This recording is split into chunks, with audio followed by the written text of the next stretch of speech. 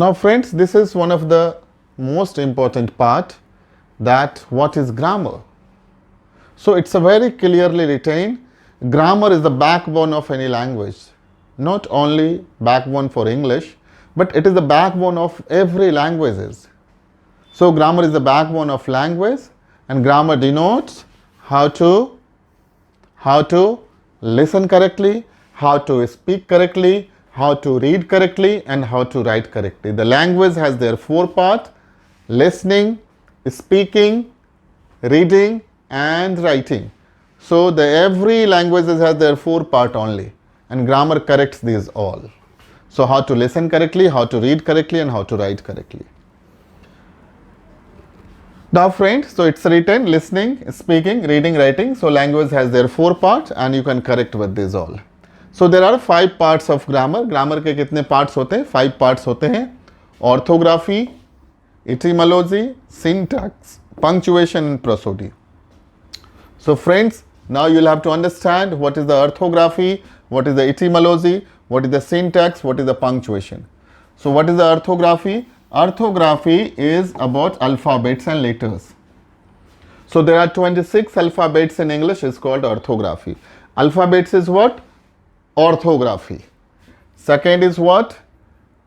Etymology. What is this etymology? Etymology is the word and words. Friends, alphabet से words बनता है, right? And what is the syntax? Syntax is the sentence. What is a sentence? Sentence is what?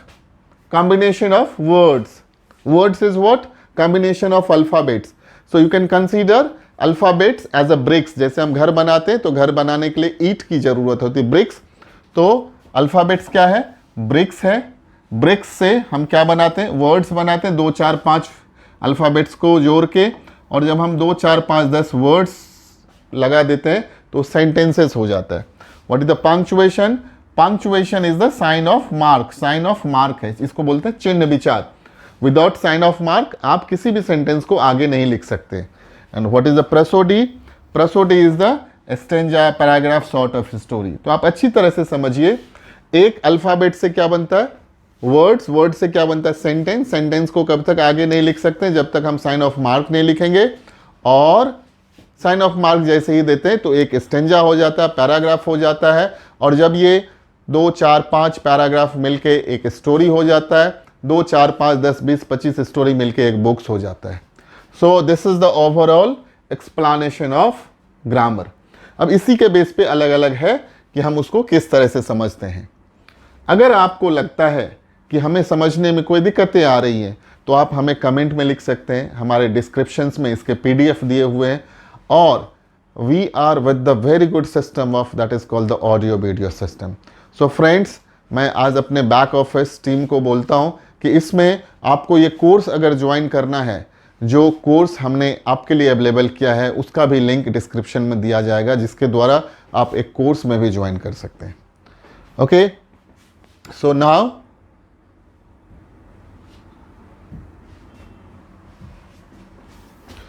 so what is the orthography? In this part we study about alphabets and letters. There are 26 alphabets in English, is called orthography. I think it is visible, right? So there are 3 kinds of written form of alphabets. What is that? Capital letter, small letter and cursive letter. So these 3 types of writing of any alphabets. Hindi में इसको बड़े अक्षर कहते हैं, छोटे अक्षर कहते हैं, घुमावदार अक्षर कहते हैं, right? So there are 2 parts of alphabets. अब alphabets के कितने parts होते हैं? 2 parts, vowels and consonant. ये बहुत इंपॉर्टेंट है, जो आगे जाकर के आपको समझना है vowels और consonant के बारे में. vowel और consonant क्या करता है? अब ये जो vowels है इसको हम हिंदी में स्वर कहते हैं. A E I O U को क्या कहते हैं? vowels कहते हैं. और consonant किसको कहते हैं? रिमेनिंग जो 21 है उसको क्या कहते हैं? कॉन्सोनेंट कह सकते हैं. There are 2 parts of alphabets. One is vowels, other is consonant, स्वर और व्यंजन. इसी के ऊपर में सब बेस है, right? So slowly in study will understand little and the ahead. Friends, my purpose is very clear to make you the fluent speaker of English. So second is what? Etymology. In this part, we study about sentence and sentences is called etymology. A group of words is the sentence. A group of alphabets is what? Words, right? So what is the syntax? Syntax, vakya vichar. In this part, we study about sentence and sentences is called vakya vichar, syntax. Now what is the third? Third is what? About the sentences. What is the sentence? A group of words which give complete meaning or meaningful sense is called sentences. Sentences क्या है? जिससे आपको पता चलता है कि ये sentence का कंप्लीट अर्थ क्या है. तो एक अल्फाबेट से वर्ड्स बनता है, एक वर्ड से सेंटेंस बनता है. और सेंटेंस को आप कब तक आगे नहीं लिख सकते? जब तक इसमें हम full stop, comma, sign of marks का इस्तेमाल नहीं करेंगे, तब तक हम आगे नहीं लिख सकते. तो इससे क्या होता है? जैसे हम फुल स्टॉप देते हैं तो हम दूसरे सेंटेंसेस लिख सकते हैं. For example, the boys are going out, they will be back. So this full stop allowing you to write a next sentence. So what is the prosody? In this part we study about stanza, paragraph, sort of a story is called prosody. So for example, एक alphabet से क्या बना? Words. Word से क्या बना? Sentence. Sentence को कब आगे लिख सकते हैं? पंक्चुएशन से. और प्रोसोडी से एक stanza, paragraph, sort of story बनता है. तो it is a complete meaning of grammar. अब ग्रामर क्या है? इसी को हम पूरा ग्रामर कहते हैं. एक अल्फाबेट से वर्ड्स, वर्ड से सेंटेंस, सेंटेंस से पैराग्राफ, और 2, 4, 10 पैराग्राफ बना करके एक स्टोरी हो जाता है. 10-20 स्टोरी मिला करके एक बुक हो जाता है. हमारा स्पीच भी ऐसे ही, जब हम 2 मिनट बोलते हैं तो कुछ सेंटेंसेस बोलते हैं, कुछ ज़्यादा देर बोलते हैं तो स्पीच हो जाता है. फ्रेंड्स, मैं ये टॉपिक को एक स्लोली एंड स्टडी एक 7 पार्ट में पढ़ाने वाला हूँ, जो 7 चैप्टर है. और मैं हर एक चैप्टर को बहुत अच्छी तरह से आपको अंडरस्टैंड कराने वाला हूँ. इसके बाद जो अगला चैप्टर है वो भी बहुत ही इंटरेस्टिंग है, जिसमें हम एक ऐसे चीज़ के बारे में पढ़ेंगे जो हमें नहीं पता है कि इसके ना होने और होने से हमारे इंग्लिश में क्या अंतर आता है. तो आज मैं आपको एक बेसिक इंट्रोडक्टरी लेक्चर में, एक बेसिक इंट्रोडक्शंस में यही समझाना चाहता हूं कि अगर आप अपने ज़िंदगी में एवरीडे हाफ एन आवर देते हैं और आधे घंटे में अगर आप कुछ ऐसे चीज़ को समझते हैं जहां पे आपको लगता है कि इसके बिना हमारे इंग्लिश का कुछ सर्टेन भाग अधूरा है और आप अगर उसको पूरा करना चाहते हैं, तो ये स्पीक नाउ इंग्लिश उस चीज़ को पूरा करेगा. आप जहां हो वहीं से इसको स्टार्ट कर सकते हैं. मैं ये नहीं कहता हूं कि आप इंग्लिश फ्लुएंट नहीं बोल सकते, बट मैं ये ज़रूर कहता हूं कि अगर आप ये ग्रामर को कर लेते हैं जो बेसिक है, मुश्किल से एक 7 चैप्टर को मैं अप्रॉक्सीमेट 3 से 3.5 घंटे में एवरी डे मैं एक हाफ एन आवर का आपको एक ऑडियो वीडियो सिस्टम देने वाला हूं. अगर आप इसको 7 दिन सुन लेते हैं, 7 दिन देख लेते हैं, तो 7th डे मैं आपको एक गारंटी देता हूं that you will become a fluent speaker of English. मैं इस वीडियो को बहुत ज़्यादा बड़ा नहीं करना चाहता हूं, बिकॉज फिर क्या होता है, आप उस चीज़ को उस तरह से नहीं समझते. आप इसको आप एक लेक्चर समझें, बिकॉज आज के तारीख में सोशल मीडिया पे इतना ओवरलोड कंटेंट हो गया है, इतना ओवरलोड कंटेंट है कि इंग्लिश सिखाने वाले का एकदम तांता लगा हुआ है. जो ब्लॉग बनाते हैं, जो यहाँ से कॉपी करते हैं, यहाँ से कॉपी करते हैं, यहाँ से पेस्ट करते हैं और अपने आप को क्लेम करते हैं, I am a trainer, I am a teacher. अभी तो हमने, I am not commenting on any one, but I am seeing the people how they are making blogs, how they are making the videos, that it's a very not able to watch even the videos because they are saying grammar ये नहीं करता, grammar वो नहीं करता, grammar इस तरह से नहीं करता. आप अगर पढ़ाई लिखाई किए हो, आपके ज़िंदगी में आपको पता है ग्रामर का क्या इंपॉर्टेंस है. हम किसी भी चीज़ को नेग्लेक्ट नहीं कर सकते. हम किसी भी ऐसे जो ट्रेनर हैं, टीचर हैं, जिनके फॉलोअर्स हैं, बहुत सारे फॉलोअर्स हैं, बट अगर वो किसी चीज़ को क्लेम करते हैं तो मैं उनको भी ये लेसन्स नहीं दे रहा हूँ. बट मैं अपने आप में being as a teacher, being as a professor, मैं आपको कहना चाहता हूँ everything is important in your life to become a fluent speaker of English. You'll have to understand the basic concept of grammar, right? तो मैं every day इस चीज़ के बाद हर एक चैप्टर के बाद, ये 7th चैप्टर है, मैं आपको बताना चाहता हूँ कि इसमें टोटल जो स्लाइड्स है ये 55 स्लाइड्स है। तो इसके बाद जो अगला स्लाइड्स है वो पार्ट्स ऑफ स्पीच है। अब पार्ट्स ऑफ स्पीच के पूरे स्लाइड्स को, ये 55 स्लाइड्स को हमने आपको एक 7 डेज में कन्वर्ट किया है। जो अगला चैप्टर है वो पार्ट्स ऑफ स्पीच है। अगर आप सिर्फ एक पार्ट्स ऑफ स्पीच पढ़ने जाते हैं तो उसमें बहुत सारा टाइम लगता है, लेकिन ये पार्ट्स ऑफ स्पीच को मैंने इतना क्रिस्प बनाया है कि आप उसको एक अंडरस्टैंडिंग के लेवल में लीजिए। पार्ट्स ऑफ स्पीच से इंग्लिश बोलना नहीं आ जाएगा, बट जो स्पीच का हिस्सा, इसका वर्ड्स है स्पीच, जब हम स्पीच बोलते हैं तो इसके बिना स्पीच भी नहीं बनेगा। जब आप एक सेंटेंस देखोगे, सेंटेंस में आइडेंटिफिकेशन अगर आप नहीं कर पाओगे कि नाउन क्या है, प्रोनाउन क्या है, एडजेक्टिव क्या है, वर्ब क्या है, एडवर्ब क्या है, प्रीपोजिशन क्या है, कंजक्शन क्या है, इंटरजेक्शन क्या है, पर्सनल प्रोनाउन क्या है, फर्स्ट पर्सन क्या है, सेकंड पर्सन क्या है, थर्ड पर्सन क्या है, सिंगुलर नंबर क्या है, प्लूरल नंबर क्या है, अगर आप इस चीज़ को आइडेंटिफाई नहीं कर सकते, दुनिया में कितने तरह के आदमी हैं, कितने तरह के आदमी के ऊपर में बोल सकते, तब तक आप इंग्लिश नहीं बोल सकते हो। लेकिन आप अगर ये कर लेते हो तो इसके साथ भी इंग्लिश नहीं आ सकता, दोनों का एक म्यूचुअल अंडरस्टैंडिंग होना चाहिए। तो मैं लास्ट में आपको एक चीज़ बताना चाहता हूँ कि मैं जो आपको पढ़ाने वाला हूँ बहुत ही सिंपल है। जो मैं आपको एक कोशिश करता हूँ कि मैं समझाऊँ कि किस तरह से आप आज इंग्लिश बोलेंगे, बिकॉज एवरी लेक्चर के लास्ट में हम आपको एक चीज़ बताएंगे कि आप इंग्लिश इसी लेक्चर में सीखेंगे, और किस तरह से सीखेंगे वो मैं आज आपको बताता हूँ। मेरा सिंपल कहना है कि अगर आपके ज़िंदगी में, मैं जब आगे पढ़ाऊंगा तो ये दुनिया में कितने तरह के आदमी वो भी मैं बता देता हूँ। दुनिया में यही 12 तरह का आदमी होता है। I, we, you, he, she, it, this, that, name, they, do, this. उसी तरह से अगर आपने ज़िंदगी में ये 12 सेंटेंसेस समझ लिए तो आपको इंग्लिश बोलना आ गया। Simple 12 sentence.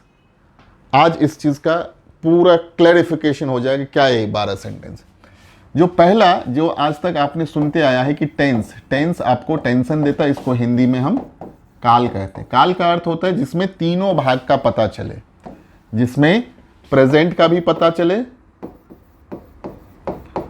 जिसमें पास्ट का भी पता चले, और जिसमें फ्यूचर का भी पता चले। अगर हम इसमें एक सिंपली ये चीज़ कहते हैं कि अगर प्रेजेंट है तो क्या है, पास्ट है तो क्या है, और फ्यूचर है तो क्या है, तो आपको अच्छी तरह से मैं समझाऊंगा। प्रेजेंट के हिंदी में हो लगा होता है, पास्ट के हिंदी में थौ लगा होता है, और फ्यूचर के हिंदी में गौ लगा। तो वैसे आइडेंटिफिकेशन बहुत सारे हैं चूंकि हम हिंदी और इंग्लिश में कन्वर्स करते हैं। तो यहाँ पे 4 ही सेंटेंस होता है प्रेजेंट में, 4 ही सेंटेंस होता है पास्ट में, और 4 ही सेंटेंस होता है फ्यूचर में। अब ये सेंटेंस क्या होता है अच्छी तरह से आप देखिए।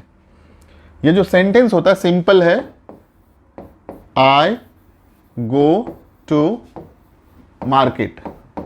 इसका अर्थ क्या है, मैं बाजार जाता हूं। I go to market, I go to market, जाता हूं, मैं बाजार जाता हूं।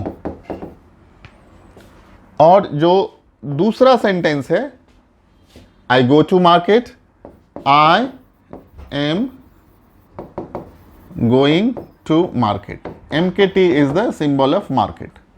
आई एम गोइंग टू मार्केट, मैं बाजार जा रहा हूं। पहला क्या है, मैं बाजार जाता हूं। दूसरा क्या है, मैं बाजार जा रहा हूं।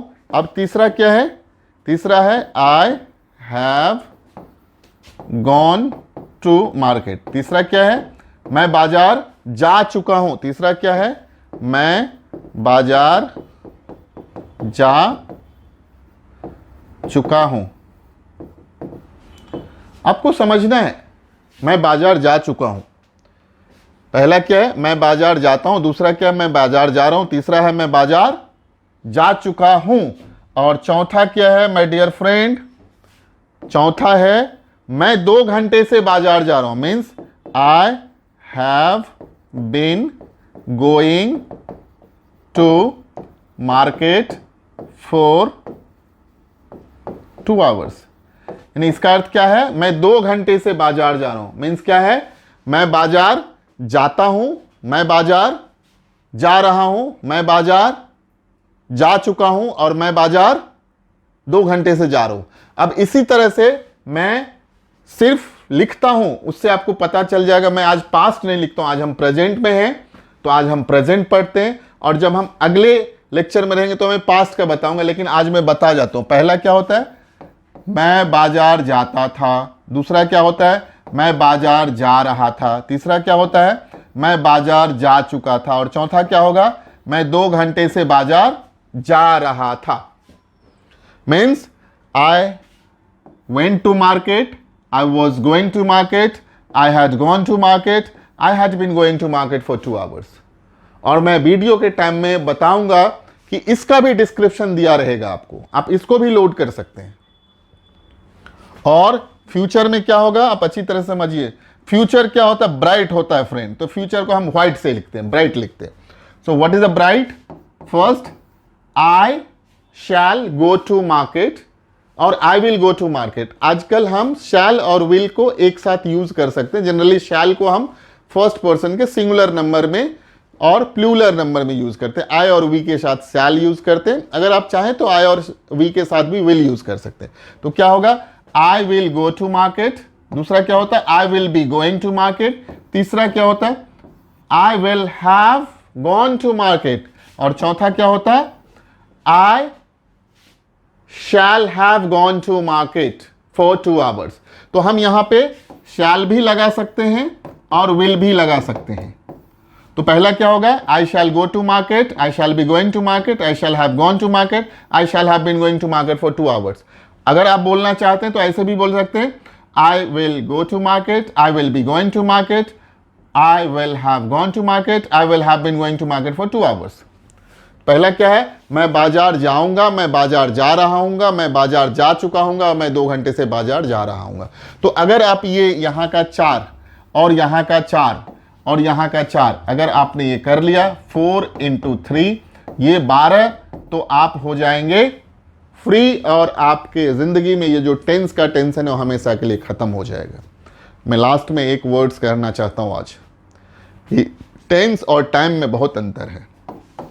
टाइम मीन्स किसी एक वक्त को जो बताए उसको टाइम कहते हैं। मीन्स अगर ये टाइम है तो प्रेजेंट है, सिर्फ प्रेजेंट है। अगर ये टाइम है तो पास्ट है, और अगर ये टाइम है तो फ्यूचर है। अच्छी तरह समझिए।